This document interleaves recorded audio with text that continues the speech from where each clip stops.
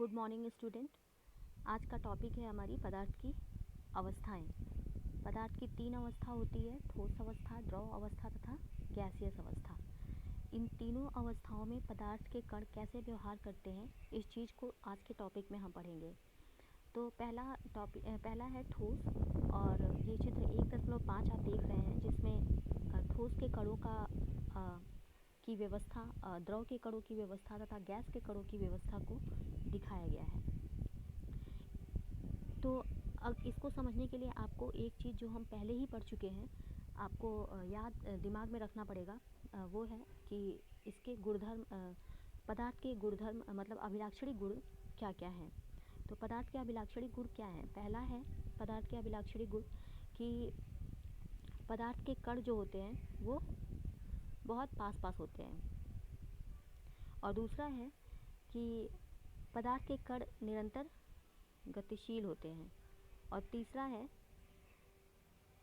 पदार्थ के कणों के मध्य कुछ न कुछ आकर्षण बल होता है।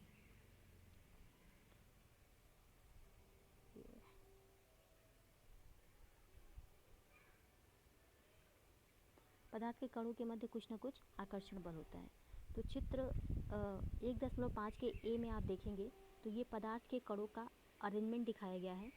ठोस में पदार्थ के कण कैसे व्यवस्थित होते हैं ये हम देखते हैं कि ठोस में है जो पदार्थ के कण वो बहुत ही पास पास होते हैं, इनके मध्य का स्थान, रिक्त स्थान जो होता है वो बहुत ही कम होता है। रिक्त स्थान बहुत कम होता है, और ये क्योंकि इनके मध्य रिक्त स्थान जब बहुत कम होगा तो इनको घूमने फिरने के लिए बहुत कम जगह मिलेगा, तो इनकी गतिशीलता होती है वो कम होती है। मतलब गतिशील पदार्थ के कण गतिशील होते हैं, तो ठोस पदार्थ के कण जो होते हैं इनकी गतिशीलता कम होती है, मतलब इनकी गतिज ऊर्जा जो होती है वो कम होती है। और तीसरा गुण इसमें है इनके मध्य आकर्षण बल। तो क्योंकि इसके कण बहुत पास पास होते हैं और इनके मध्य स्थान भी बहुत कम होता है, तो इसके मध्य आकर्षण बल जो होता है वो बहुत ही अधिक होता है। पदार्थ की तीनों अवस्थाओं में सबसे ज़्यादा आकर्षण बल अगर किसी में होता है तो ठोस अवस्था में होता है, और सबसे कम गतिज ऊर्जा अगर होती है तो ठोस अवस्था में होती है, और सबसे कम रिक्त स्थान भी होता है तो ठोस में होता है। ठीक है, ये आपको समझ में आ गया होगा ठोस में पदार्थ के कण का अरेंजमेंट मतलब व्यवस्था कैसी होती है। दूसरा है आपका द्रवीय अवस्था।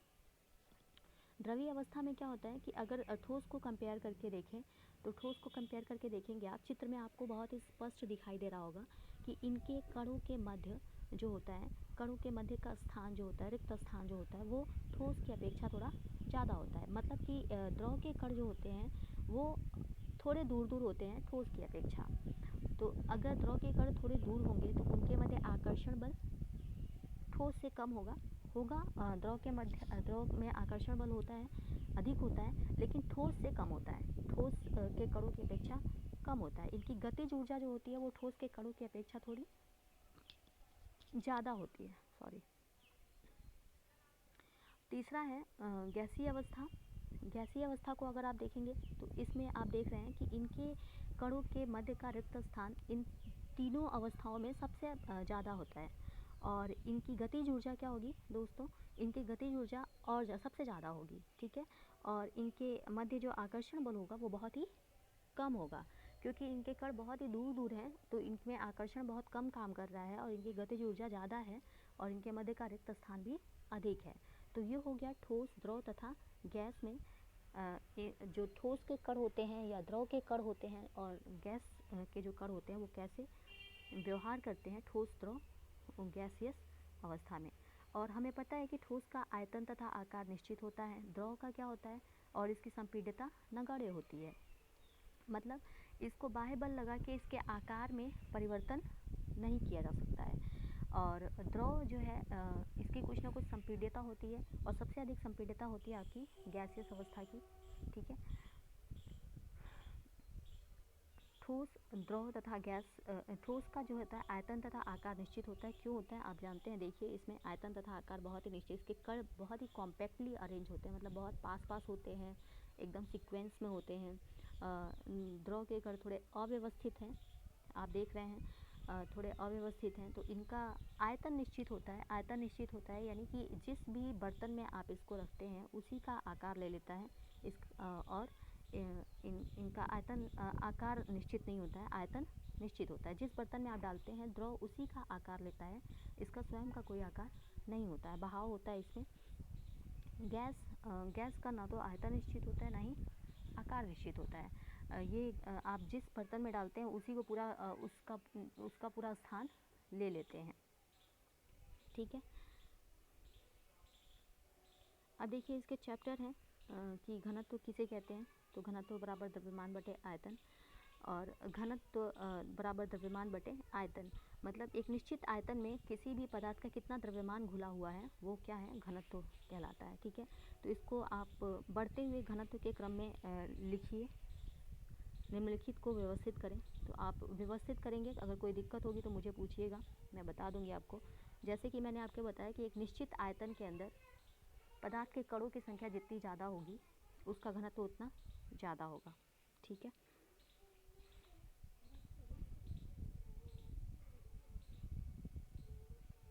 ये भी आप दूसरा क्वेश्चन भी करने का प्रयास करेंगे, कोई दिक्कत होगी तो पूछिएगा, ठीक है। कि पदार्थ की विभिन्न अवस्थाओं के गुणों में होने वाले अंतर को सारणीबद्ध कीजिए। अभी देखा हमने गुणों में क्या अंतर हो जाता है, तो गुण क्या क्या है। पहला है कि रिक्त स्थान, दूसरा है कि गतिशीलता, और तीसरा है क्या है, आकर्षण बल। तो उनके आधार पे आपको अंतर करना है ठोस, द्रव तथा गैसीय अवस्था में।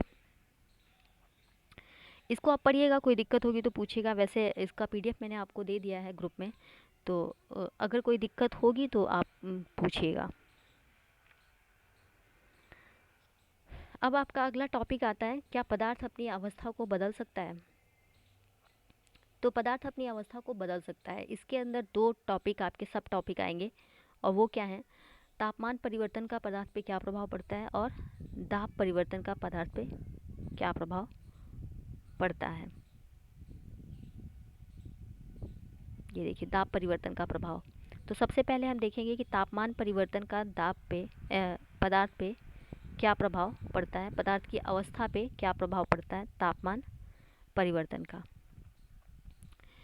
तो जब आप किसी भी, जैसे आपने बर्फ़ देखा हो, सबने बर्फ़ देखा होगा। बर्फ़ को आप नॉर्मल रूम टेम्परेचर पे जब ले आते हैं, फ्रीजर में बर्फ़ जमता है, फ्रीजर से जब जैसे ही आप बाहर निकालते हैं नॉर्मल रूम टेम्परेचर पे, तो वो गलना प्रारंभ कर देता है। तो यानी कि टेम्परेचर उसका बढ़ गया। तो जैसे ही किसी भी ठोस का टेम्परेचर हम बढ़ाएंगे तो वो कौन सी अवस्था में आएगा, तरल अवस्था में आ जाएगा। टेम्परेचर बढ़ाने पे अगर तरल का टेम्परेचर बढ़ाएंगे और अधिक, तो वो कौन सी अवस्था में आ जाएगा, गैसियस अवस्था में आ जाएगा।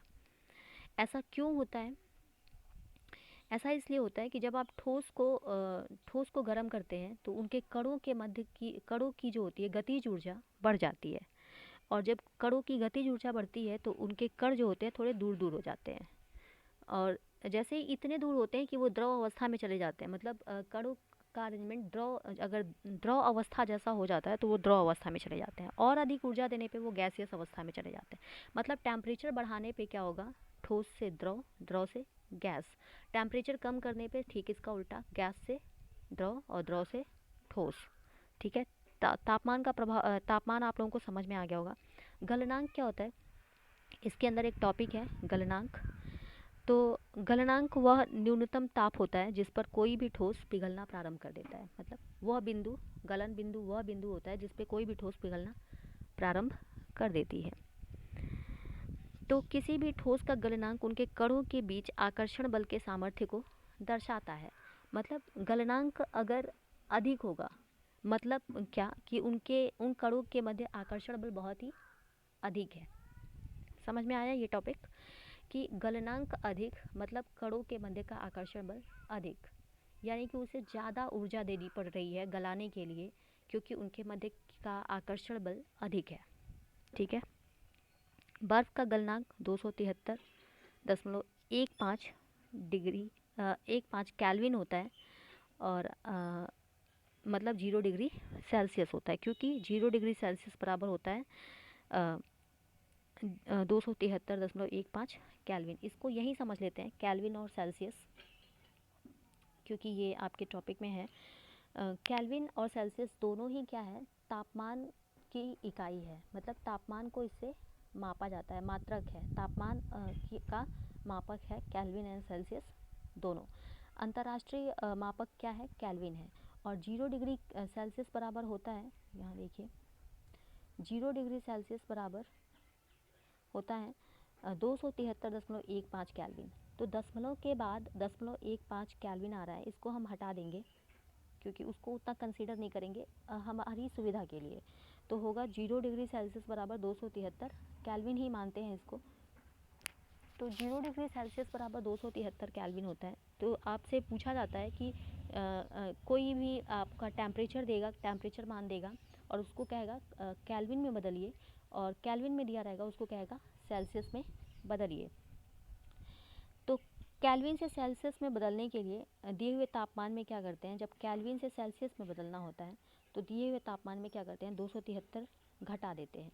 और जब सेल्सियस को केल्विन को सेल्सियस में बदलना होता है तो 273 घटाते हैं, और जब सेल्सियस को केल्विन में बदलना होता है तो 273 जोड़ते हैं, क्योंकि 0 डिग्री सेल्सियस बराबर 273 केल्विन होता है।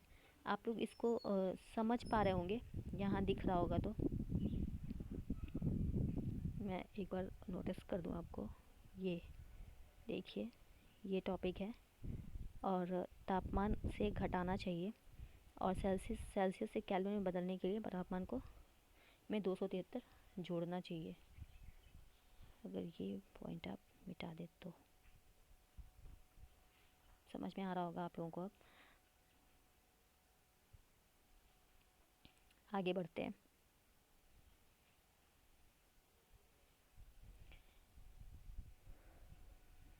देखिए एक ये आपका इम्पोर्टेंट बिंदु है, इसको आप समझ लेंगे।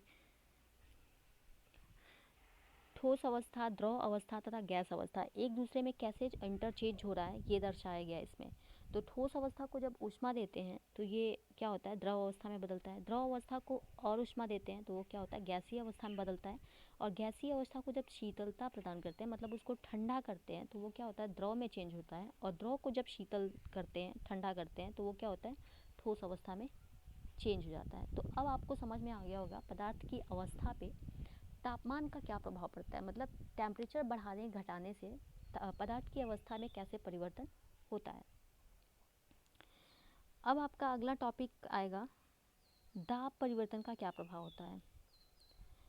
तो ये देखिए, ये आप चित्र देख रहे होंगे, चित्र 1.8। इसमें आपका 3 सिलेंडर और पिस्टन दिखाया गया है। इसमें कोई गैस भरी है, ठीक है, इसमें गैस भरी है और सिलेंडर में गैस भरी है, और जैसे ही पिस्टन से उस पर दबाव डाला जा रहा है, पहला, दूसरा, तीसरा, ये आपका है पहला, ये दूसरा और ये तीसरा।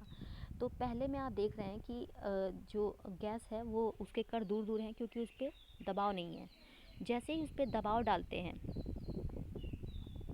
जैसे ही उस पर दबाव डालते हैं तो क्या होता है कि दूसरी अवस्था आ जाती है, और फिर और दबाव डालते हैं तो तीसरी अवस्था आ जाती है। होता क्या है, देखिए कणों का अरेंजमेंट भी आप देख रहे होंगे कि इसमें बहुत दूर हैं, इसमें थोड़े और पास आ गए, इसमें थोड़े और पास आ गए। तो ये इस प्रोसेस का उपयोग करके, मतलब सिलेंडर में पिस्टन से दबाव डाल के किसी भी गैस, एलपीजी सिलेंडर आपने देखा होगा, सबके घर में यूज होता है। एलपीजी सिलेंडर वास्तव में गैसियस अवस्था में होती है, गैस होती है एक, लेकिन बहुत ज़्यादा प्रेशर डाल के, बहुत ज़्यादा दबाव डाल के उसको क्या किया जाता है, एक छोटे से सिलेंडर में भर दिया जाता है, जिससे वो क्या होता है, लिक्विड स्टेट में आ जाता है। तो दबाव डाल के आप किसी भी गैस को क्या कर सकते हैं, उसके कणों को पास पास ला सकते हैं। तो हमें पता है कि ठोस के कण एकदम पास होते हैं, द्रव के कण उससे थोड़े दूर होते हैं, और गैस के कण बहुत दूर दूर होते हैं, ठीक है। जब आप प्रेशर डालते हैं, किसी भी गैस पे प्रेशर डालते हैं, तो क्या होता है कि उसके कण जो होते हैं वो बहुत ही पास पास आ जाते हैं, पास पास आ जाते हैं, इतने पास आ जाते हैं कि वो द्रवीय अवस्था में चेंज हो जाता है, ठीक है। और फिर और अगर आप वो डालेंगे तो मे बी सॉलिड स्टेट में चेंज हो जाए। तो ये होगा आपका कि पदार्थ की अवस्था पे तापमान का तथा दाब का क्या प्रभाव पड़ता है। ये आपका हो गया, हमने 2 चीज़ें इसमें कवर कर ली। पहला हमने कवर किया कि पदार्थ की कितनी अवस्थाएं होती हैं, ठोस, द्रव तथा गैस, और तापमान परिवर्तन का इन अवस्थाओं पे और दाब परिवर्तन का क्या प्रभाव पड़ता है। एक और टॉपिक है छोटा सा जो आप देख लिए, तीनों अवस्थाओं में अंतर रूपांतरण, चित्र 1.9। इसमें दिया है कि ठोस से द्रव, द्रव से गैस और गैस से ठोस बनता है। तो इस प्रक्रिया को क्या कहते हैं? हमने देखा था कि जब ठोस को गर्मी देते हैं, ऊष्मा देते हैं, तो वो द्रव में, और ऊष्मा देते हैं तो गैस में चेंज हो जाता है। अब देखते हैं कि इस पूरी प्रक्रिया को हम क्या कहते हैं। ये आसान करने का ये वाला आपका जो समीकरण है, इक्वेशन है, चित्र है, ये बहुत ही आप इसको आसान कर लेंगे और याद कर लेंगे और आसानी से समझ जाएंगे। तो ठोस को जब ऊष्मा देते हैं तो किस में चेंज होता है? द्रव में। और इस प्रक्रिया को क्या कहते हैं? संगलन। इस प्रक्रिया को हम कहते हैं संगलन, ठीक है। और द्रव को जब ऊष्मा देते हैं तो वो क्या होता है? गैस में चेंज होता है। इस प्रक्रिया को कहते हैं वाष्पीकरण, ठीक है। और फिर गैस को जब हम सीधे ठोस में परिवर्तित करते हैं, मतलब बिना द्रव अवस्था में आए, तो इस प्रक्रिया को कहते हैं निक्षेपण। अब आपको समझ में आ गया होगा संगलन किसे कहते हैं, वाष्पीकरण किसे कहते हैं और निक्षेपण किसे कहते हैं। तीनों का अलग अलग नोट्स आप खुद से बना लेंगे, ठीक है। अब देखिए, ठोस जब सीधे बिना द्रव अवस्था में आए गैस अवस्था में आ जाता है तो इस प्रक्रिया को कहते हैं ऊर्ध्वपातन, ठीक है। और गैस जब द्रव अवस्था में चेंज, गैस से द्रव अवस्था में चेंज होता है तो इसको कहते हैं संघनन। नेचर में ये प्रक्रिया हमेशा होती रहती है, संघनन, जिसके कारण वर्षा होती है। और अब देखिए, द्रव जब ठोस में चेंज होता है तो इसको हम साधारण है कहते हैं, क्या कहते हैं? जमना कहते हैं। तो ये हो गया तीनों अवस्थाओं में पदार्थ का रूपांतरण कैसे होता है। अब एक आपका टॉपिक है, इसमें देखिए, ये आपका होमवर्क है, आप करिएगा इसको। निम्नलिखित तापमान को सेल्सियस में बदलें। पहले ही हमने देखा था कैसे बदलेंगे, अभी आज ही की क्लास में देखा है, आप लोग बदलिएगा इसको। दूसरा है क्वेश्चन, निम्नलिखित तापमान पर जल की भौतिक अवस्था क्या होगी? ये भी आप लोग बताएंगे। 250 डिग्री सेल्सियस पे क्या होती है और 100 डिग्री सेल्सियस पे क्या होती है। 100 डिग्री सेल्सियस पे क्या होता है? कोई भी द्रव उबलने लगता है।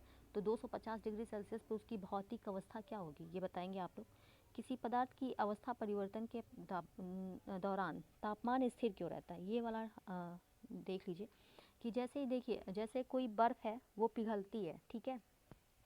पिघलती है तो मान लीजिए जो टेम्परेचर नॉर्मल 0 डिग्री सेल्सियस पे कोई बर्फ़ पिघल रही है, तो आप उसमें टेम्परेचर और बढ़ा रहे हैं तो भी उसका टेम्परेचर बढ़ नहीं रहा है, बल्कि 0 डिग्री सेल्सियस ही है। ऐसा क्यों होता है? क्योंकि जब आप जो टेम्परेचर आप बढ़ाते हैं वो टेम्परेचर कणों द्वारा जो वो कण होते हैं उनके द्वारा अवशोषित कर लिया जाता है, और अवशोषित होने के बाद वो क्या होता है, वो उसको गलाने में काम करता है, ना कि उसके टेम्परेचर को बढ़ाने में काम करता है। तो जब तक पूरी द्रव पिघल नहीं जाती है तब तक उसका टेम्परेचर बढ़ता नहीं है, ठीक है। क्यों नहीं बढ़ता है आप समझ गए होंगे। वायुमंडलीय गैसों को द्रव में परिवर्तन करने के लिए कौन सी विधि होती है? तो संघनन, ठीक है। आगे का टॉपिक हम लोग अगली क्लास में पढ़ेंगे, वाष्पीकरण और वाष्पीकरण को प्रभावित करने वाले कारक और वाष्पीकरण से शीतलता कैसे होती है। आप नोट्स बनाइएगा, कोई प्रॉब्लम होगी तो मुझे पूछिएगा, ठीक है। आप अगर समझने का प्रयास करेंगे तो ये बहुत ईजिली आपको समझ में आएगा। कॉन्सेप्ट में कोई भी दिक्कत आएगी तो आप मुझे पूछ सकते हैं। धन्यवाद देखने के लिए।